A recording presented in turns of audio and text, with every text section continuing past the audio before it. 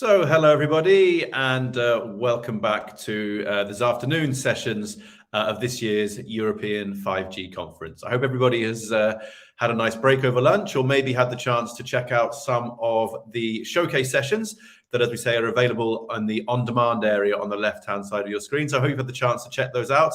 Those will be available for the duration of the event, the 5 different on-demand sessions that we have available. So please, if you didn't check them out during the lunch session, then please make sure you do that at some point during the conference. So now we're moving on to focus on an issue of an important issue, the issue of cybersecurity, looking at working together to secure European and global 5G networks. So those of you who've been with us this morning will have heard this is something that's been brought up a number of times in some of the sessions that have taken place so far. So it's great to have now a session focusing specifically on these key issues. A reminder before I bring our speakers and our moderator up, please do continue to add your questions and your comments for the speakers into the chat bar on the right-hand side of your screen, and those will be brought up towards the end of the session. So we have time built into this session and all of the other sessions for those questions to be put to the speakers. So yeah, please do continue to add those to the chat on the right-hand side.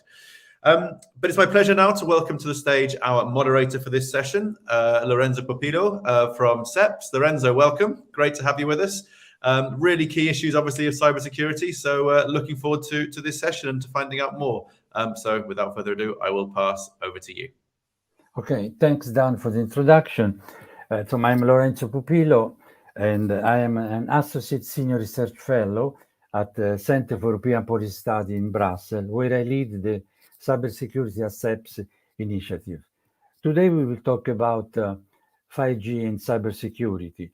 5G technologies are portrayed as the new holy grail of wireless services because they will allow for a new breed of digital applications. They will exploit lower latency, higher speed, and faster data transfer.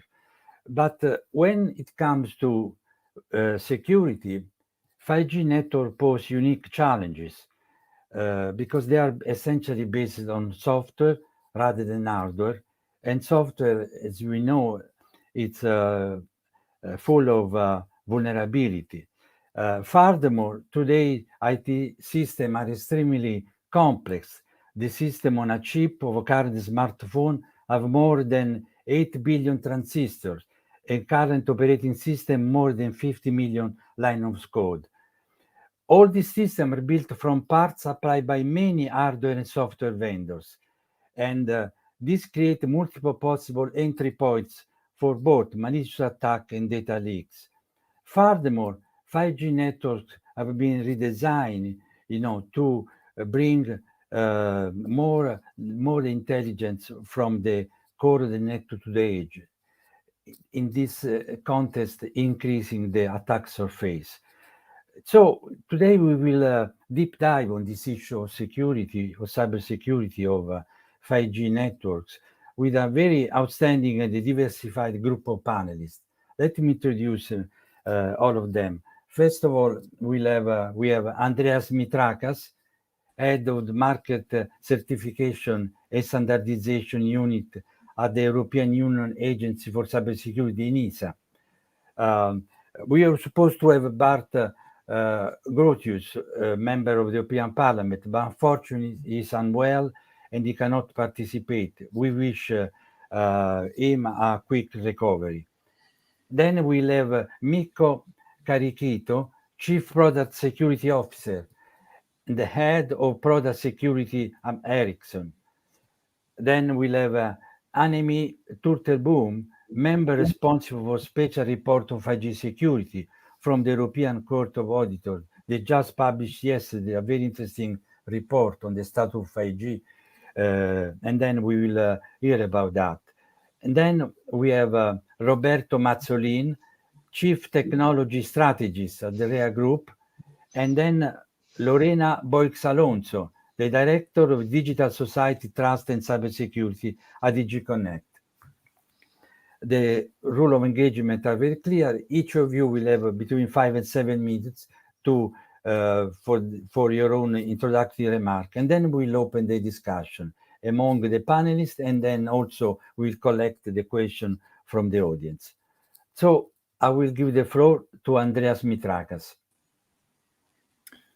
Great. Many thanks, Lorenzo, and many thanks to Dan and Forum Europe for the invitation. I suppose that the good reason that in such an important conference, the input from ENISA has been requested is right at the beginning of the title of this presentation, which is the EU 5G. That's the acronym we gave to the request of the European Commission, which reached us just a tad under a year ago, to look into the cybersecurity certification aspects of 5G.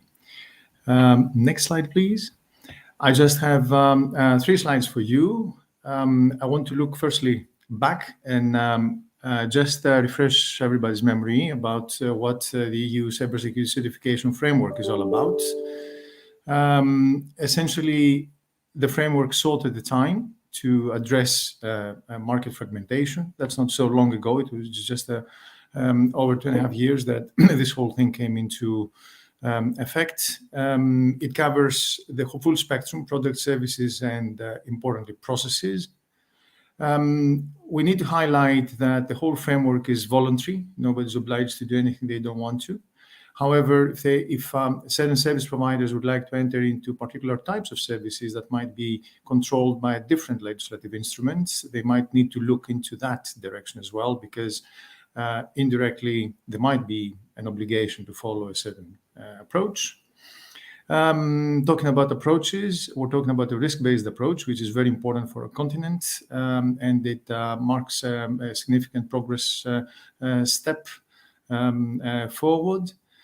Then assurance levels, they become very important. In our view, they need to be associated with the types of assets and the processes, and importantly, the risk analysis, risk assessments.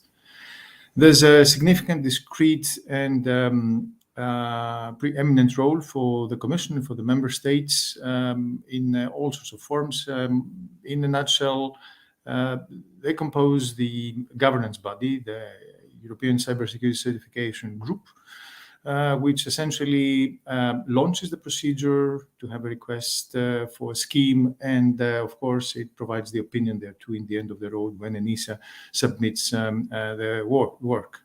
And there are some lateral aspects related to a regulation that goes over accreditation, market surveillance. That's very important, but I would not dwell on it that very much today. Next slide, please. So looking into what we have, of course, you have the captivating image, and you need to focus right in the middle, because the EU is all that matters in this case, including our life cycle for the schemes. On the inner rim, you have the different steps. It's just a representation of steps as it stems from the Cybersecurity Act. So you have a request or a provision on a recurrent program. You have the composition of expertise in the form of an ad hoc working group. You have voting in a very particular procedure called comitology. That's when the member states get to vote and adopt the legislative instrument concerned. And then you have a period that runs up to 5 years concerning monitoring and maintaining the scheme. But in parallel to that, we thought that we need to adopt and propose, of course, importantly, a methodology concerning risk assessment based on threat analysis and pointing to the assurance levels for each type of assets. We need to involve stakeholders, so we brought in the member states. We invited them to shadow, to participate in the work of the ad hoc working groups. We provided user guidance, which is produced in parallel with the draft candidate scheme. And we also run certain aspects of those security requirements that we put together in the form of small pilot projects. And then we look into having a measuring approach for the monitoring and maintenance period. Last slide, please. And indeed, if you start from the top, maybe we can then we can click forward. It's 2 clicks for the full slide to pop. That's it. Thank you. On the first layer, you see the important element of stakeholders. It all started, we have to reflect and avoid forgetting that all started with the NIS Cooperation Group, the toolbox that importantly was produced a few years ago. And that's put together all the security measures that need to be adopted by the member states on 5G, and certification was one of them. And to our great benefit and pleasure, there is a subgroup focusing directly on standardization certification that supports the 5G side of our work. There's the ECCG that I mentioned already. And then if you see that we roll from on the flow from policy inputs on the toolbox, gap analysis, business considerations, we reach a risk assessment level, and then we draft the candidate scheme. You can see what stems underneath or what provides input there too, which is of course NISES and the EU ICC, the very important production of the GSMA. We look into business analysis and architecture of the different assets. And of course, we'll have the output of the gap analysis that will lead finally to the drafting of the candidate scheme. We have organized that across 2 phases with 3 composing work streams for the first phase to analyze NISES, EU ICC, and then have the gaps analysis. And then phase 2 starting sometime later this year, sometime in Q4 or Q3 if we're very lucky, to draft the scheme itself. So in slightly over a year from now, we could be very close to having the first cut of it possibly for consultation. I don't want to bore you too long, and then there's far more involving speakers to give you a broader picture. Last slide. That's what I like about this is the picture of what we need to avoid, including the singular points of view. Thank you. Work on the certification scheme, because this is one way to eliminate the asymmetric information that characterize all this security market, because consumers don't know which service network is more secure, and so certification to some extent helps in setting the stage to create this better confidence on the consumer side. Now I would like to give the floor to Miko and bring the private sector perspective on this issue. Capitalize also maybe on what the certification Andreas just sketched. Miko? Thank you. Thank you, Lorenzo. Thank you for having me, and what a great event again. And we have such a good panel here and important topic to discuss. I think that I will start my short presentation with just going to the basics, actually what we are talking about when we are talking about security in 5G networks, how that can be assured and how we can trust that we build together a secure baseline and secure network to operate across the Europe.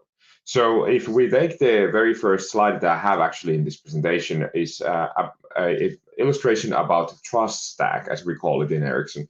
And this is here to just remind that building security for 5G networks, indeed protecting the end users of those networks, is a complex challenge. And to solve that complex challenge, you need to have a holistic approach.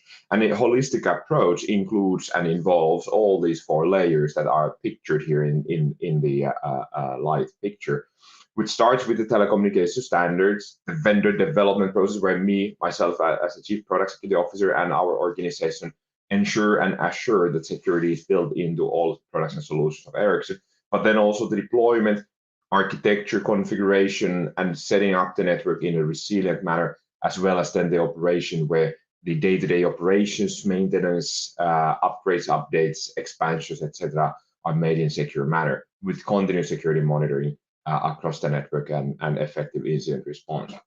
So this basically means then that there is no silver bullet for security in 5G network. You have to address each of these layers. You have to understand how these different stakeholders in the different layers actually contribute to the security of the deployed network, the end goal protecting the end user.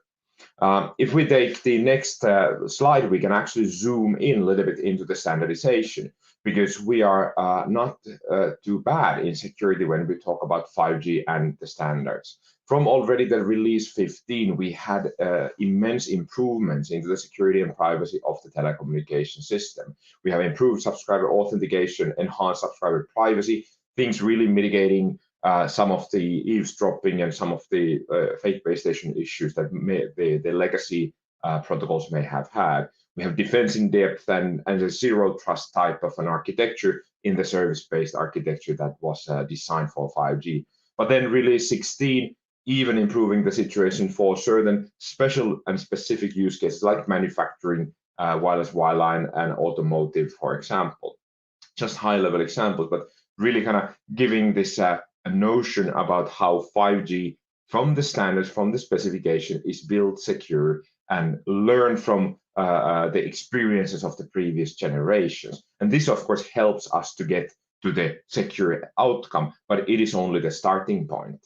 If we take the next slide, I believe that we have an illustration here and a few notes about how vendor in the second layer of the trust stack, like Ericsson, can then address the security in their own processes. So in Ericsson, we have our security reliability model, and this is an end-to-end process, as you can see on the illustration here, starting from our suppliers, our sourcing process, our internal development process, delivery, until the customers, all the way to the operations, even customer support until end of life of the product.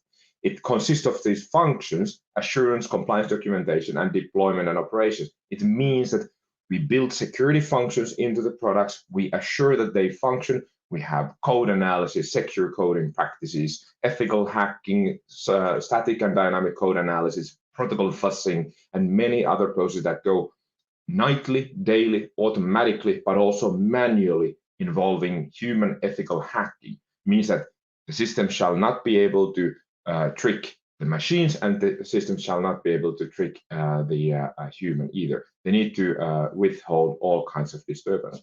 So this is the approach. But then looking at the left-hand side of the picture is really, you need to understand that this kind of process, what Ericsson has, is making sure that our technology is secure in that scope, what is provided by us into the telecommunication network. It doesn't guarantee, of course, the security of the operational network in deployment. There we need controls in the deployment and operations as well.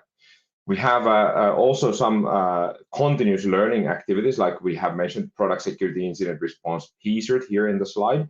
That means that we are actually continuously learning about new vulnerabilities, as well as then threats emerging across the telecommunication sector, and feeding that information into product development and design processes.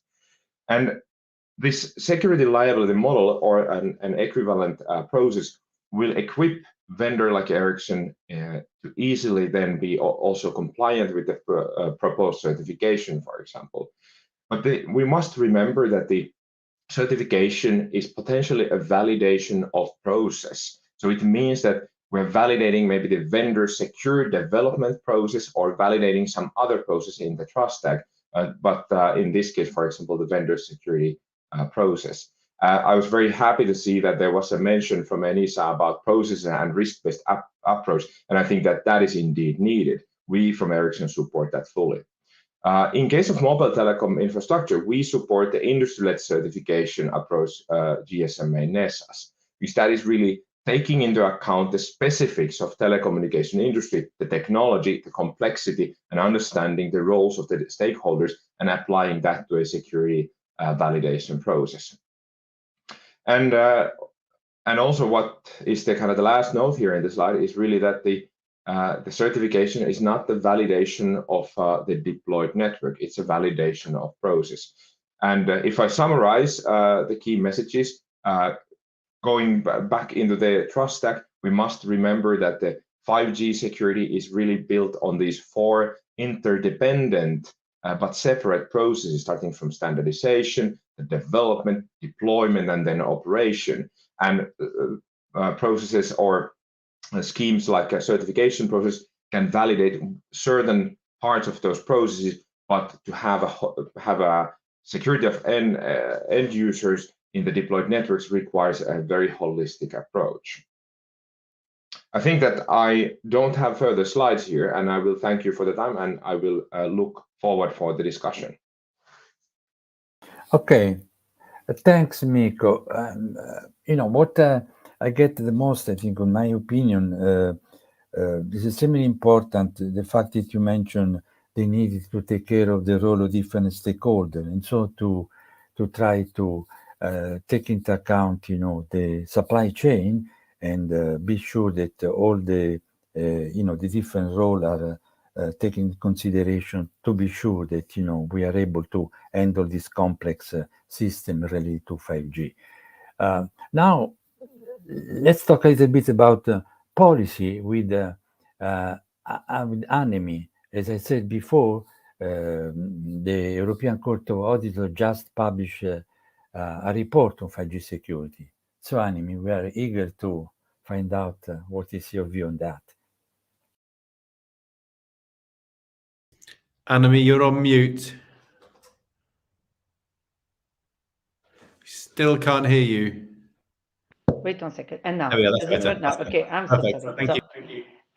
thank you very much, Lorenzo, and many thanks for inviting me and giving me the opportunity to present our recently published report on the 5G security. So, actually, we all know that 5G is an area of utmost importance, and therefore, accordingly, the EU has spent almost 4 billion euros from the EU budget, as well from the European Investment Bank during the period of 2014-2020, supporting the 5G rollout in the member states. Now, in the coming years, also the Recovery and Resilience Facility will also provide additional funding for the 5G rollout. Therefore, we as the European Court of Auditors, and we are the guardians of the EU finances, we follow the money and we check if the money is well spent. But we also attach, of course, great importance to policy areas affecting our future economic competitiveness. So, as a key enabler technology, we all know that 5G will unlock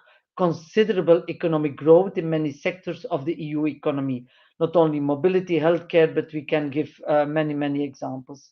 So it is estimated that in the next 5 years, 5G has the potential to create or transform up to 20 million jobs. However, before these benefits become a reality, we need to get two things right. Firstly, the timely rollout, and secondly, the security architecture. And that's the reason why we conducted an audit and a special report on it. And it's mainly the cybersecurity who's especially paramount, because the 5G infrastructure and its security threats are cross-border in nature. This means that any cybersecurity incident involving 5G networks in one member state could also affect other member states and ultimately the EU as a whole. And that's why not only a national but an EU perspective needed in this area. Otherwise, the cost of cybercrimes or vulnerabilities may be as high as the benefits, given that the economic impact of cybercrime is estimated as much as 5,000 billion a year worldwide, or approximately 6% of the global GDP in 2020. Now, the faster, of course, we complete the rollout, the earlier we will start to see these benefits also in our economy. Now, what were the findings in our report? And we have 5 main messages. I start with the first one. The first one is the deployment of the 5G networks in the EU is clearly behind schedule. There is a risk that most member states will miss the deadlines proposed by the Commission, and only 11 member states are likely to meet by 2025 the target of having uninterrupted 5G coverage in all urban areas. Secondly, in order to fully exploit the benefits of 5G, we need the same connectivity across all member states. So the Commission did at this moment not define the expected quality of services of 5G networks. And this is important because if we don't have uniform 5G quality requirements, 5G services in one member state may not be the same as in another member state. And once 5G is deployed, it will be clear that the quality of the service might also become an issue. Our third finding was that when it comes to the security of the 5G networks, the Commission really showed commitment and provided a considerable support to the member states. So the toolbox was endorsed in January 2020, shortly after its adoption by the NES cooperation group. No, so the Commission can be really rightly be proud of the EU toolbox and the framework that is established in a very short time. But nevertheless, the toolbox came a little bit too late when many telecom companies had already completed their agreements with 5G vendors and EU projects were already underway. Our fourth finding was that not all member states are on the same page when it comes to 5G security. Security aspects of the 5G implementation were actually hardly concerted. This was despite the fact that the European Council on March 2019 called for a concerted approach to the security of 5G networks, but there is not sufficient information regarding the member states' implementation of the stakeholders. Stakeholders like of the toolbox, stakeholders such as MEPs feel that they have to rely on the information from the media or unofficial sources, and we think that that's not the best thing. Now, in this low visibility situation, as we called it, we found that as the national authorities have a wide margin of discretion when implementing key measures on 5G security, there are indicators that member states are following divergent approaches regarding the use of equipment from special vendors on the scope of restrictions on high risk vendors. Now, our last finding was that we need to break the deadlock in 5G rollout and get moving in the member states were to conclude if the member states were to exclude high risk vendors from their networks without any transitional period, it might generate a hefty substitution cost. And currently, it is not clear whether this such a cost could be considered for state aid and whether this could be in line with the EU competition rules. Now, we have some recommendations. I will wrap up them very shortly. First of all, we have recommendation on the timely rollout in the EU. We also said that actually member states should step up their efforts for 5G deployment. We also recommend that further guidance and support on these elements are needed, mainly for the implementation of the toolbox. We also said that it's not clear which decisions of member states are taking on different vendors. And as there is a lack of information, we think it would be good to promote more transparency. And last but not least, as there are indications of a divergent approach regarding high risk vendors, we also think that it would be good that the Commission should assess the impact on the single market of a scenario where a member state builds its 5G network using equipment from a vendor that is considered to be high risk and that in another member state. I will leave it here and I'm looking forward to all the questions later on. Okay, thank you, Annemie. Many interesting issue, and I think we will go over during the discussion. Now, let's give the floor to Roberto Matzolin, Chief Technology Strategist from the REA Group. Roberto, the floor is yours.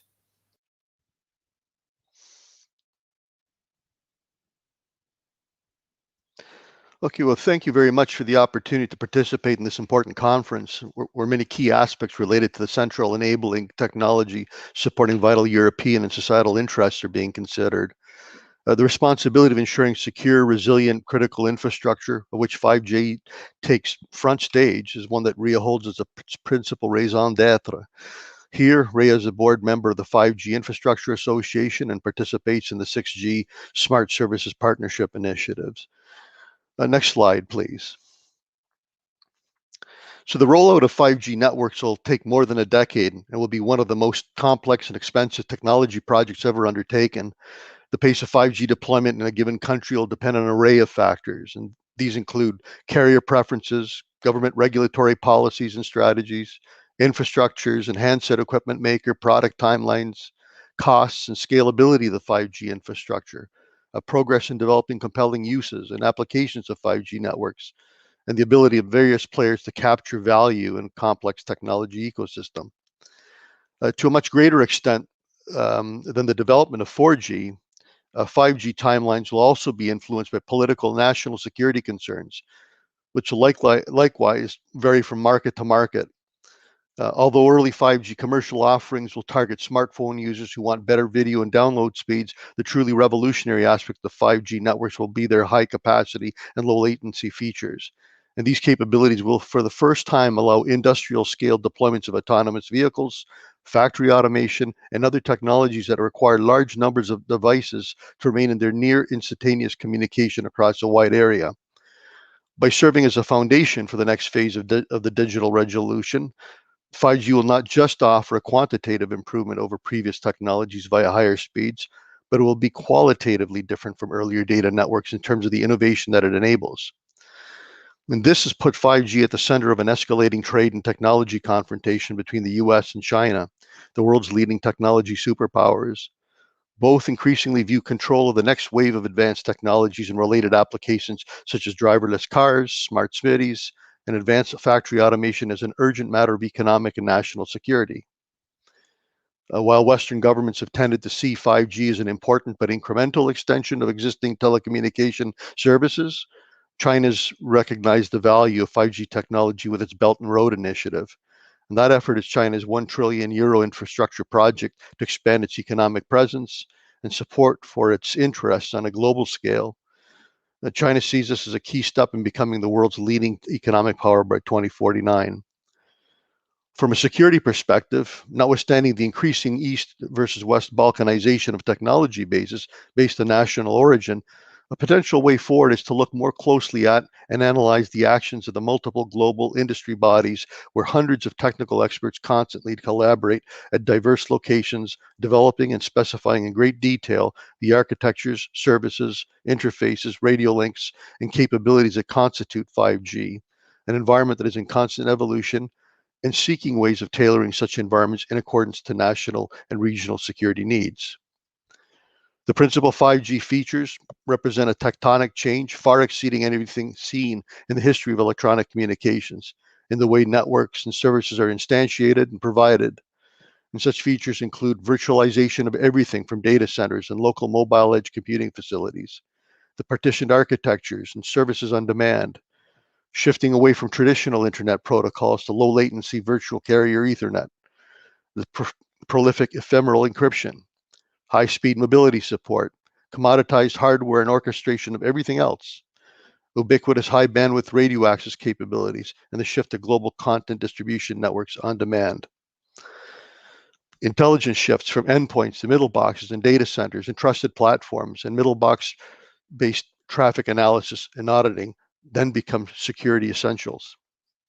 Threaded through this array of capabilities is a need for security that's best summed up as a constant cyber hygiene, representing a virtualized reapplication of today's CIS critical infrastructure security control in this modern environment.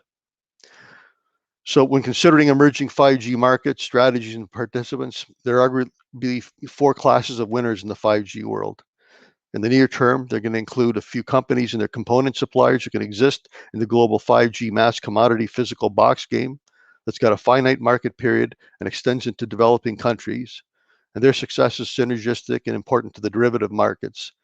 The 3 additional larger, persistent, and even more lucrative market winners in this mass tectonic shift to a tailored on-demand content delivery global architecture are going to be those who provide the low latency, trusted network slice orchestrations out of cloud data center facilities and middle boxes, and those who collect and maintain the mobile endpoint identifiers and intelligence to provide resolver services.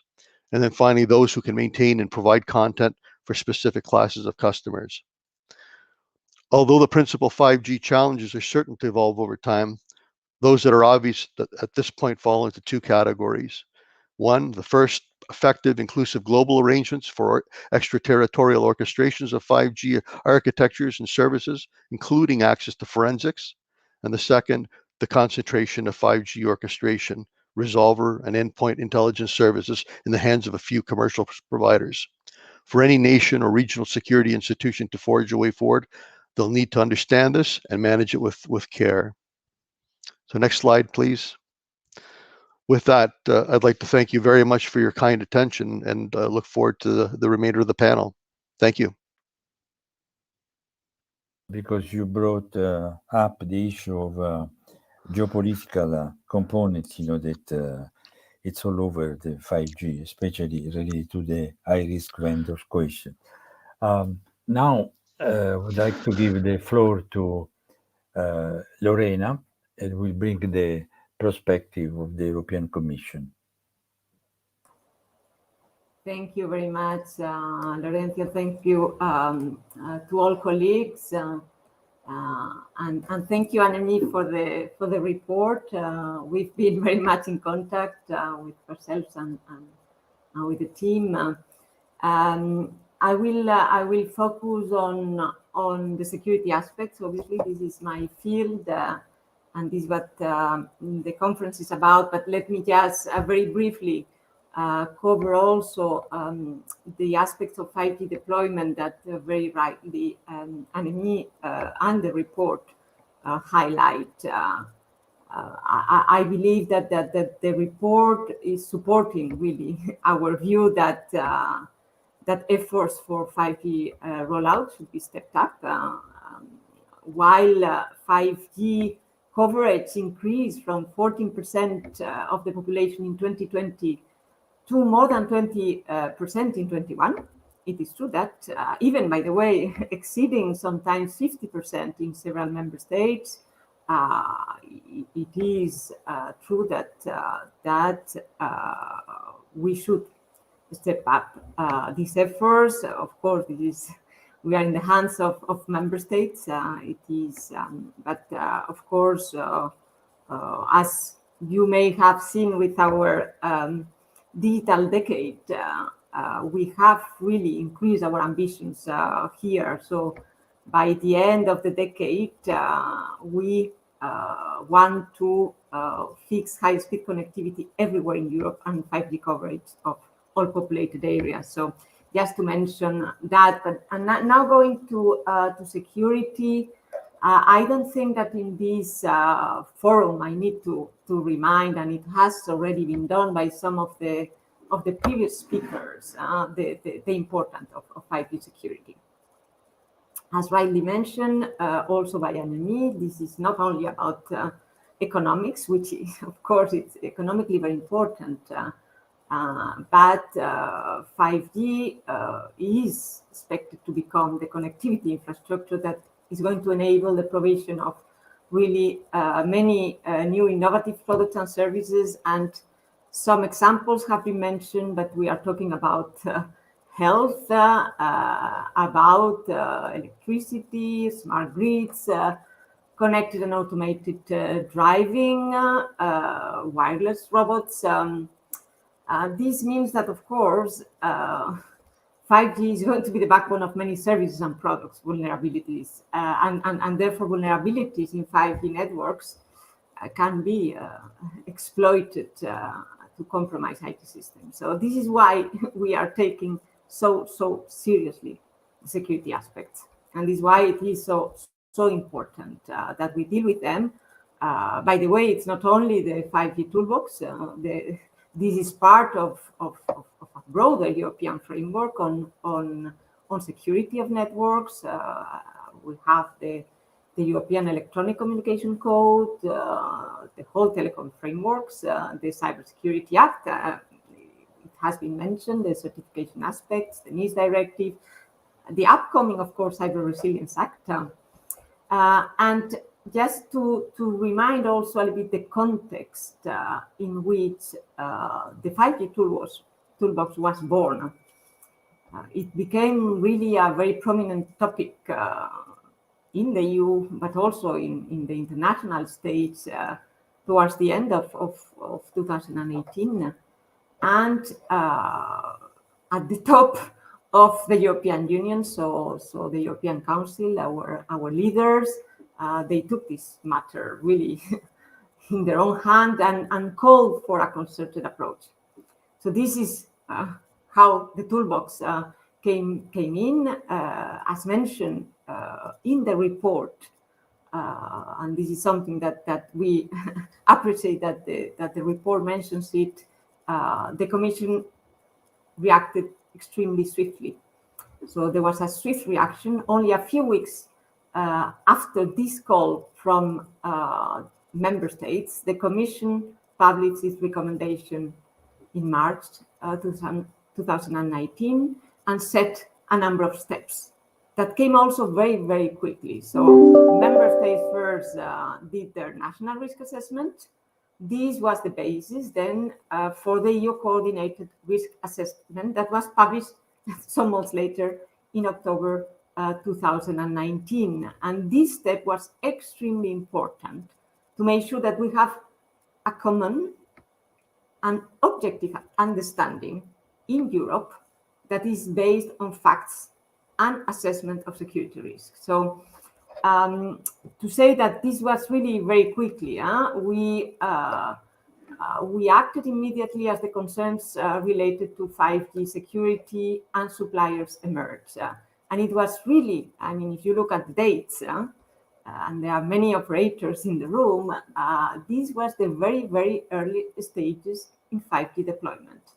Only initial deployments had taken place in a few member states, and none of them standalone. So, and really, spectrum had only been auctioned in a few member states. So, honestly, as Annemie says, we can be proud. We can be proud of and not the Commission together with member states. So, the beauty of the toolbox is that it's which was published, by the way, in January 2020. So just we remind the dates.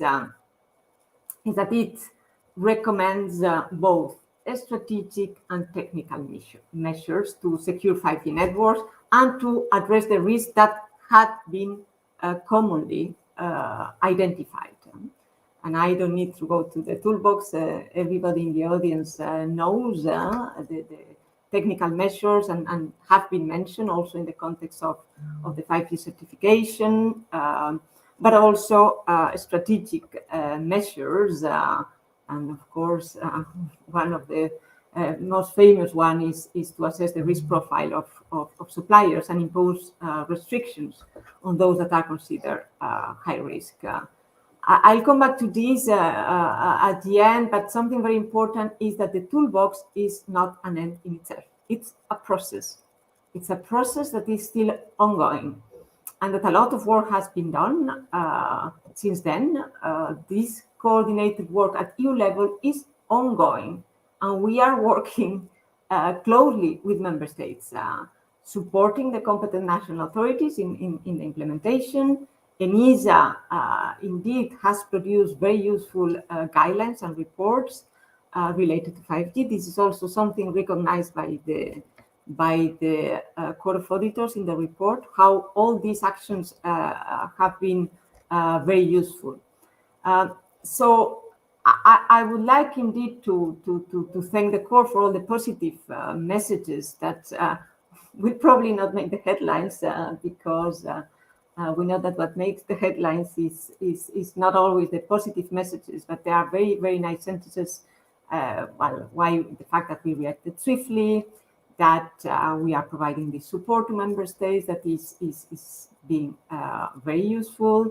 That when it comes to security risks from the equipment vendors, the report notes that the toolbox is providing a useful framework for assessing the risk profile of high-risk vendors, and also recognizes that a majority of member states are applying or in the process of applying restrictions to high-risk vendors. So to clarify also that even if the report refers to 30 member states are those that have formally adopted and finished the legislative process for adopting, but the large majority, of course, is in the process of have already draft legislation or have announced the measures to be taken. So now As also mentioned by the court in its report, the toolbox is still in the implementation process. So we see that member states have triggered concrete action on the ground. And as I said, the overwhelming large majority are in the process of doing it. Sometimes this requires, very important steps to be taken. We are talking about January 2020. We are January 2022. I don't want to compare to other even binding directives. That have normally an implementation period, and then you have member states coming. So that today we have this situation is something that we can be proud. But something very important to mention is that not all has been yet applied. So it's too early to already jump into conclusions. So it's too soon to evaluate what are the impacts, because member states are still applying it. So I think this is the reason why in the report, the example mentioned, it relates to 4 member states, one of which has already implemented measures. 2 of them have adopted measures but not yet implement them, and another one has not implemented them. So, okay, that is the situation. To already jump into conclusions whether this is a completely divergent picture is clearly too early. So now also to quickly refer to the cost issue. Indeed, is mentioned in the report. We have no reliable estimation of the substitution cost for MNOs. This will, of course, depend on the transition periods put in place by member states. We understand that these transition periods have been carefully evaluated by member states to notably compensate this cost. And at this stage, no member state or stakeholders has contacted the Commission to discuss a state aid for equipment substitution costs. So just to mention, also to mention on as something positive of the toolbox, that precisely because we need to take into account that there is a very strong angle of national security. This means that the member states will need to take into account their very own specific situation. This means that you can achieve the same results by different ways, and that the measures will never be exactly the same. And this is like, for example, in a directive, member states have certain margin, and that is logical, and it's normal. But just to conclude, as I said before, this is still ongoing. It's a process. And as the technology evolves, the measures will need to be adapted and readjusted. New threats, new risk will need to be taken into account. And for example, right now, in the context of this process, new implementation solutions, for example, like Open RAN, will bring a new additional option for building 5G mobile networks using open interoperable interfaces. And as these solutions are not yet mature, we will need still some years. We are also analyzing the challenges that may come. And this is something that we are doing again in this spirit of coordinating with all the member states. And I will just finish here because I think I went over the time, but of course I wanted to react to some of the points of Anne-Marie, but we can continue in the discussion. Thank you very much. Okay, thank you very much, Lorena, especially because you mentioned the fact that the toolbox is still a going on process, and it's a good point because this has been considered one of the best moment of cooperation among member states of the Commission. So it's extremely important. Okay, now we are starting to get questions from the audience, but I will, before going to the question from the audience, I'd like to give the opportunity to the panelists maybe to react to each other presentation. There are many issues that have been raised. So I don't know who would like to start.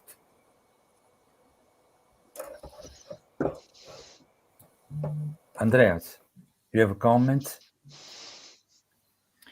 Do I have comments? I have notes. I have a few to-do items, particularly in relation to the report of the court. We also read it with interest, and I think that I keep from Mikko's presentation the process-based approach. It's something that we're looking into, but it all depends on the underground material, on what we decide to use out of the GSMA inputs. So the composition of the scheme, of course, will vary. Then in relation to security measures, I think one can expect a mixed bag, because if on one hand we need to point for growth, looking into the outline of the internal market, which is a great achievement in the EU, and probably that's the reason that we are having this conference, and we have people from outside the EU listening to us right now. I think if we put the cybersecurity concerns in the big design of things, it gives us a mixed bag of outcomes. So we're there to come up with all the technical inputs that we can in a very effective way, as we've demonstrated in the past. But I think the big picture is a matter for the member states, of course, and to a certain extent also the Commission. Okay, thanks, Andreas. Mikko, do you have comments? Yeah, absolutely. I think that all the comments made here today, and very, very interesting to listen to different point of views also. I think it's clear that 5G is really the bedrock for bedrock connectivity and platform for the future. I think that's why we're discussing here. It's so critical. We need to get it right.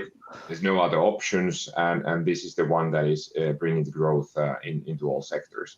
I think that that's what we agree here, and I'm so happy to see also in the NASA presentation, Andreas. I like the way how you were also looking at the services and the other processes also. I think that is needed for holistic approach. Myself, having background in incident response and cybersecurity hands-on, we see that on daily basis, weekly basis, how this needs to be a holistic approach.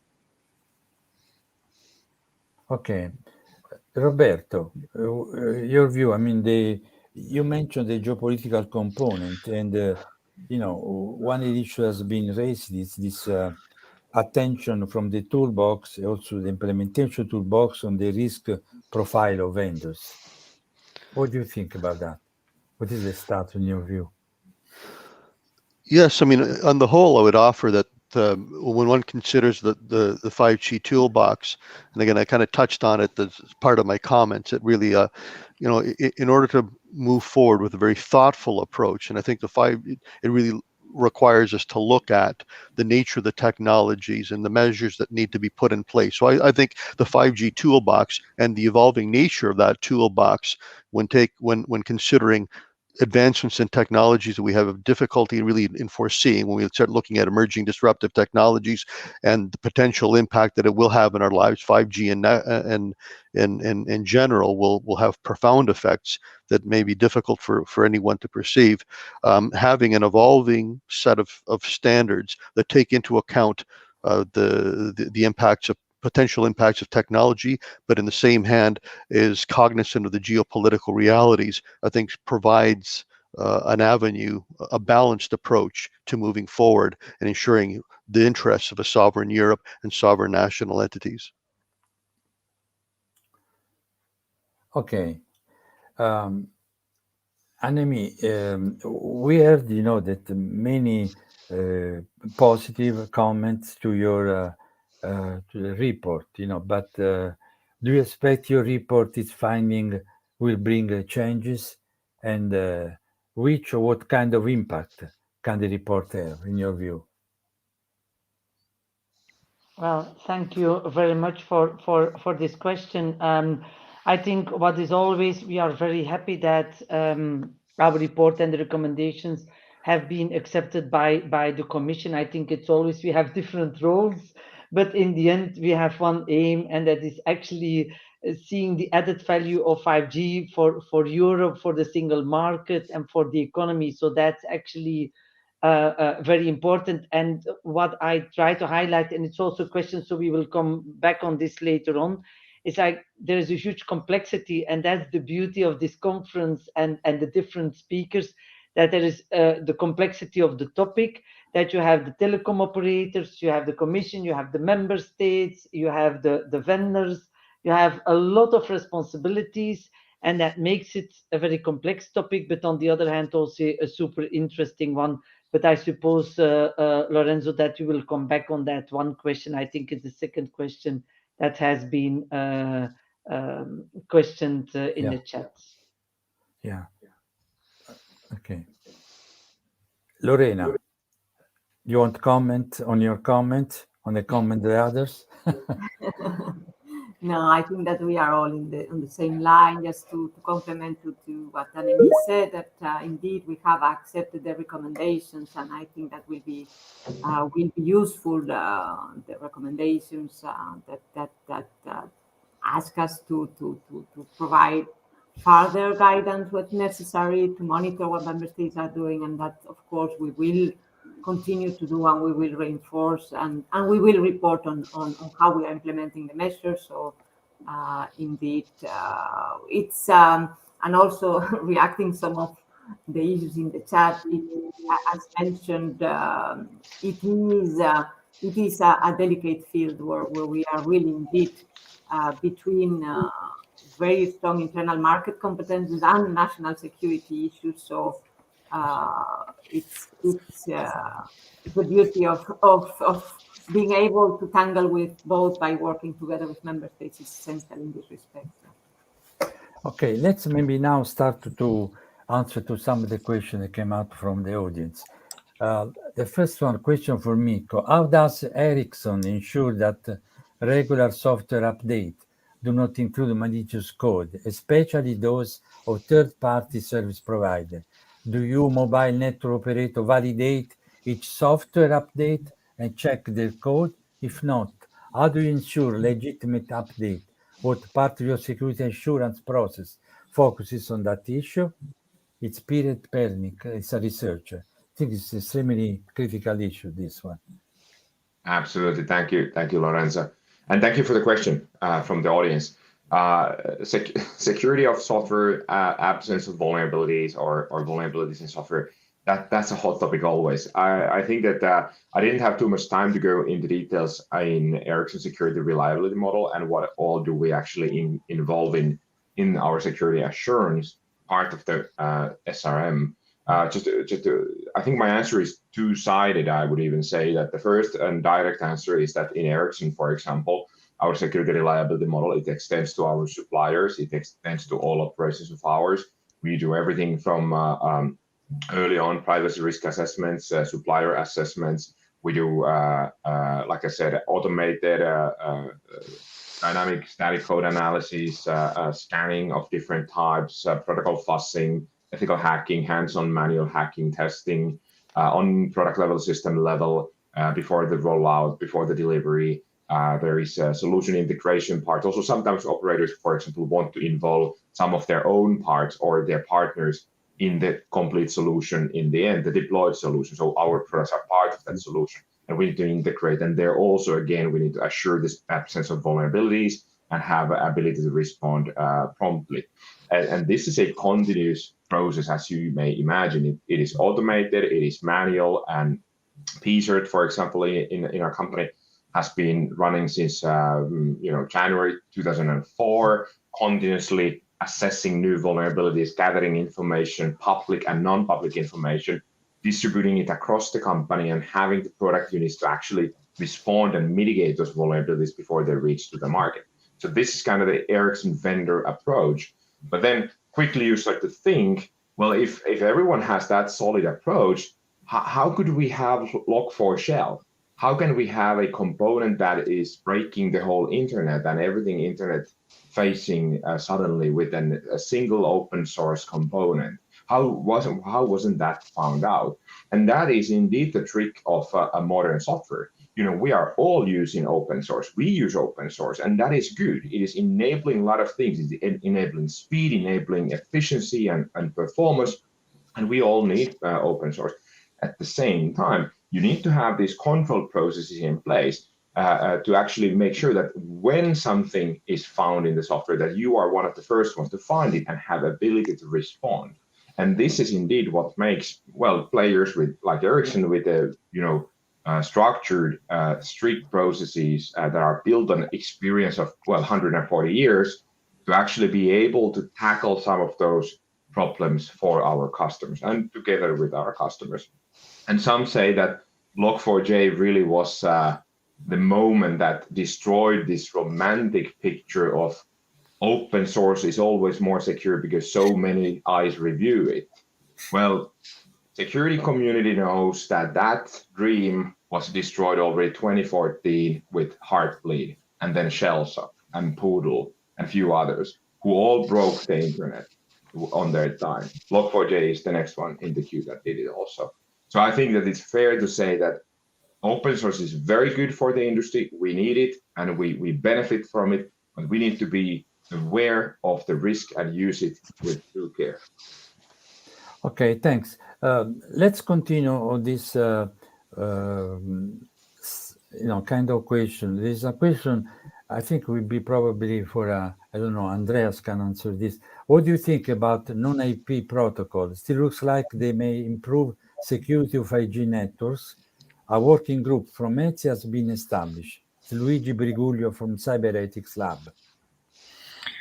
Thank you, Lorenzo. I saw Luigi's question on the chat function, but my reflection is that assuming that we get there, then what do we do with all the services and equipment we have that is IP enabled? I mean, do we think that we should be able to replace that in a reasonably short period, and also consider giving our industries an edge? So I think it's excellent that you have such initiatives, and we need them.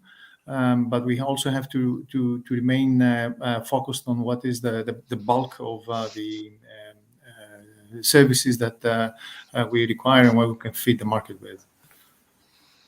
Okay. A question, I think I will like to ask this question to Roberto, and then maybe also get the view of Lorena on this. 5G is already very complex. 6G is going to be even more so. How we can pace with the emerging technology beyond 5G to make sure they are secure and robust?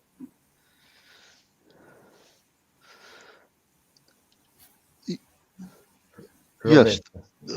Yes, thank you. Yes, I mean, and I think Andreas has kind of touched on this somewhat. I mean, it's a rapid evolution of the technologies, and when we look to advance or progress network architectures and systems, we have to recognize, one, there's a transition period in terms of legacy systems into future operating systems, and that certainly clearly has a tremendous commercial impact. But even more so, challenges that present themselves are that they introduce new operating constructs and concepts, from a business perspective, from a security perspective. So again, I think really it involves, again, going back to what I'd indicated earlier on, a very thoughtful, methodical approach to looking at the nature of technologies as we evolve, and as we start to really profit from the benefits of the real principal benefits arising from 5G, the increased ability to move and process massive amounts of data and information to enhance capabilities, and being able to secure that. Really, it speaks to being able to look at the technologies that are coming on and understand the fundamental implications of the capabilities that they impart, and in that context, being able to really determine approaches for securing these networks in consistent with societal needs and preferences. Okay. Now, Lorena, how binding is the toolbox for member states? What can be done when countries miss deadline or do not implement recommendations? This also was an issue that was mentioned in the report by Anemi, you know? This fact that one limitation of the toolbox, it's just, it's a very soft law. Well, first of all, let's say that all member states committed politically to implement the toolbox. And as I was saying in my intervention, I must say that, I mean, I've now for a few years in the Commission, I've seen a lot of binding legal instruments being implemented or not being implemented, and infringement cases being launched. So the fact that something is binding, it doesn't mean that's going to be the panacea always, unfortunately. Sometimes you need to adopt the right tool for the right circumstances. We are already quite happy to see how far we have reached in such a speed that if you compare to our situation, it's really much faster than sometimes with binding instruments. So I think that it's, as you say, that's the beauty of it. It is a process. So we are still working with member states. As I said, the fact that some have not yet adopted measures doesn't mean that they don't have the framework, or that there's not a draft already there, or that they have not announced. So let's give us the time, and then we can talk about whether there is or not a respect of the toolbox. Thanks. Maybe for Anemi, can you ask this question? Where should be the balance lie between responsibility and rule of a European and a member state level when it comes to cybersecurity? The report, your report seems to indicate that there is a lack of coordination in many areas at the moment. Yes, thank you very much. But a lack of coordination, I would say there are a lot of roles and responsibilities. The Commission has some roles, and agencies do have some roles. But then, of course, also the member states authorities, but then the MNOs, the 5G vendors. And as I've said previously, I think that the Commission is really doing a great effort in supporting the member states. But there is still a need for maybe even more coordination. But having said that, it's true that it's a difficult balance between soft law and hard law, because with soft law, you have non-binding guidelines and regulations. But on the other hand, if you go for hard law, it could take a very long time before you have a hard law accepted, and then you also miss a lot of opportunities.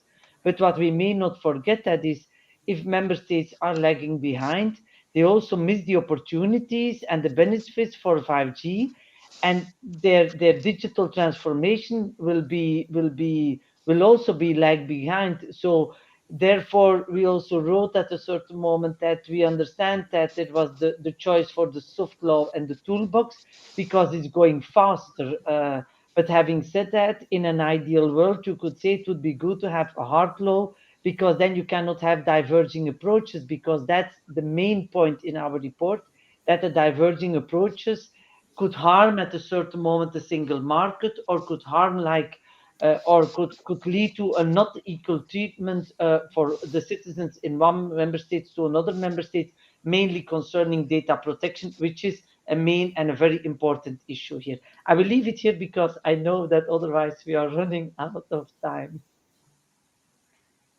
Miko? Yeah, I just wanted to add. I think there's really great comments coming out in this panel, and I just wanted to kind of add that when we discuss security and 5G especially, we always often here we are centered around concerns, but technology is good. Technology is improving things, and the next generation of technology is going to improve it again. So I think that we should also take a little bit of positive note to the fact that actually 5G is improving the situation vastly. 6G is going to be more complex, but it's again going to improve the security and privacy of our networks. At the same time, you understand that as they get complex, security or complexity brings security challenge. So you need to have, in that trust type of a manner, you need to have vendors also who can cope with that challenge, cope with that systematic approach based on history of lessons learned and structure and tens and hundreds of years of experience to make actually sure that the technology remains secure. You don't want to take a challenge or chance that maybe someone else can fix it also, or maybe I can use this without checking. You want to check the things. But I think that in the end, it brings a positive outcome to us all. Okay, I would like to ask, Andreas to answer the last question from the audience. This one's related to the EU cybersecurity certification. At the moment, it's voluntary. Do you see a scenario in which it becomes mandatory? And also, the CSA framework is voluntary. Assuming, for instance, that we have an adopted scheme, such as uncommon criteria, the requirement therefore concerning qualified electronic signature will be mandatory for service providers seeking to enter that market. Okay, go ahead, Andreas. Thank you, Lorenzo, and thanks to Nicole of Ofcom about for this question. Effectively, indeed, the CSA framework is voluntary. There are suggestions that for all sorts of policy-related reasons, certain provisions there too might need to become mandatory, but we do not have an example in our hands right now. So we can only speak in a hypothetical mode. So assuming that there is a scheme adopted on common criteria, such as the one that Denise has proposed and has consulted broadly about it, the provisions of that common criteria-related scheme that impact the provision of qualified electronic signatures, for instance, would be mandatory because we have the IDES framework, not because of the CSA framework. So the CSA framework is voluntary, but on the other hand, if a service provider would like to enter into the market of providing qualified level of signature services or other type of similar trust services, they would have to follow the provisions of the IDES framework. So you have this overlap, and it's important to keep it in mind. Now, do we have that in 5G? I'm not familiar with any such example. I'm not familiar with initiatives of the member states as they're mentioned in the question. However, the member states do have the discretion to introduce sovereign states to introduce measures if there's no EU competence there too. But I suppose that the scope of all this discussion is centered around this question. That was the point of the court and the point that Lorena Alonso made. Okay, Lorena. Yeah, no, just briefly reinforce what Andrea said. The fact that the CSA sets the schemes as voluntary doesn't mean that then in a subsequent piece of legislation, we at EU level, we can, as mentioned on the EID, make a certification scheme mandatory. And this is something that is de facto happening. Just wanted to mention also something I mentioned at the beginning, that we are coming with the Cyber Resilience Act, where there might be also links with certification, because this is about the cybersecurity of product and associated services. So we will need to see, and we are at super early stages, but we will need to see if there might be also, in certain circumstances in this context, linked to certification. And then to be seen, link is voluntary or mandatory. Okay, thanks. So now, just to close up, I would like to ask very briefly to each of you, starting from Roberto, what is the most important measure that should be taken to guarantee 5G security? Just 1 or 2 words. I'd say, as a general principle, the process has to be anticipatory, thoughtful, understandable, and transparent. We've gone through the experience of the internet in its initial instantiation that had no security built in. We have an opportunity to address that with a thoughtful approach that looks at emerging technologies and is understandable and transparent versus the needs of the European population. Good. Andreas. we're working towards a scheme concerning the needs of the internal market, the requirements of the internal market. We involve stakeholders and experts alike, and we act under the guidance and oversight of the member states of the Commission. And of course, ENISA is having public interest in its mind when it gets involved in an area that has previously been processed by the private sector actors. However, the big picture is far more complex, and we should not be naive about what is the priority and what is at stake here. Okay, Miko? Remember the stakeholders from the trust stack. Every stakeholder have their own contribution. Remember, we need a holistic approach, and we need to also remember limitations, restrictions of single controls, like, for example, certification. And then we must understand that complexity of 5G network software, the network system, makes it so that, for example, schemes like common criteria will not apply. We need to understand that this is a much more complex and holistic approach needed. Okay, thanks. Anemi? I think that rollout and the security of 5G and the security issues should go hand in hand. 5G brings a lot of opportunities. I fully agree with what Miko said. We need to emphasize the opportunities, but therefore we just need address the security concerns is actually key, because if you don't address them at the beginning, it's actually it's not worth it, and you put actually economic benefits at stake, and that's actually our main aim that we wanted to achieve with our report. But thank you very much in any case for this conference and for this very interesting panel. Lorena, your last word. Thank you very much. It will be very much along the lines I just said. So first, coordination is extremely important. Respect for national competences. We are talking about security. So specificities will always be there.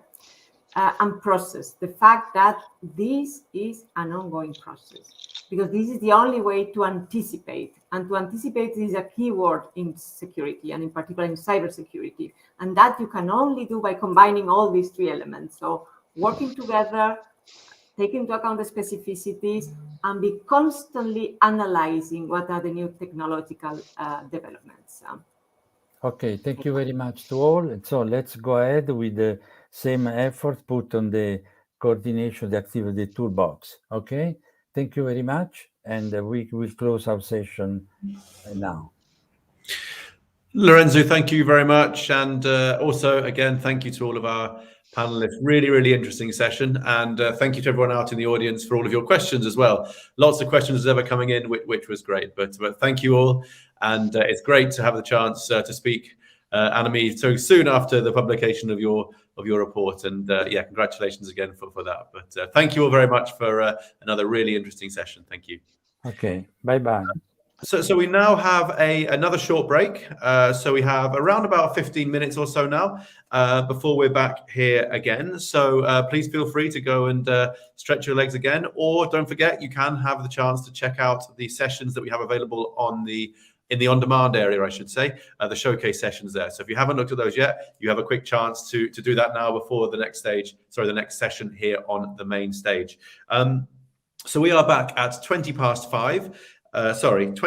3, I should say, 20 past 3 in around about 15 minutes. We're going to be moving on to look at the next stage of 5G. We're going to be starting with a presentation looking at the situation in China and how they're moving on to deploying 5G standalone networks there, before we start to look even further forward and have a session that's going to be looking at the journey towards 6G, so starting the steps beyond 5G. So looking forward to that. But in the meantime, thanks again to all of our speakers in that session. Don't forget, be back here in 15 minutes or so for the start of that next session. Thank you all very much indeed.